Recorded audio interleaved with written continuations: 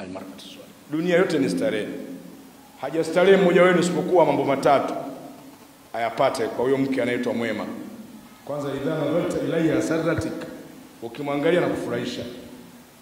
Sifa ya kwanza ya mke ambaye ni starehe ya dunia, awe na uwezo wa kuifanya nyumba yake iwe sehemu ya furaha. Mke ajue mambo gani akiyafanya atakufurahisha na mambo gani akiyafanya atakukasirisha. Akamata yenye kufurahisha, aache yenye kuudhi. Sifa inaitwa mke anafurahisha kwa 90% na anaudhi kwa chache kwa sababu ya ubinadamu wake. Huyu ndio mke huyu. Mambo gani anafurahisha? Mambo gani anafurahisha kwenye ndoa? Yaani mke atoe mechi vizuri, si ndivyo hivyo? Yaani show. Si ndio kubwa hilo jamani, au mnasemaje? Usingizi bora. Maana yake ajue jinsi ya kukutengeneza mpaka hata wanaume wengine wanapiga kelele. Wanapiga kelele. Kama upigi kelele hujapatiwa wewe. Unaona? Kwa hiyo kuna vitu huduma kwa mteja, customer care. Huduma zile kama vile massage nini. Yaani akufurahishe huduma zile.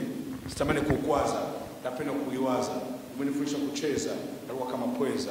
Mapenzi ya koleza, nimekuwa nimeoza. Akili yangu tuliza, moyo wangu kuusuuza. Nibebe nikubebe, mapenzi yataki ubabe.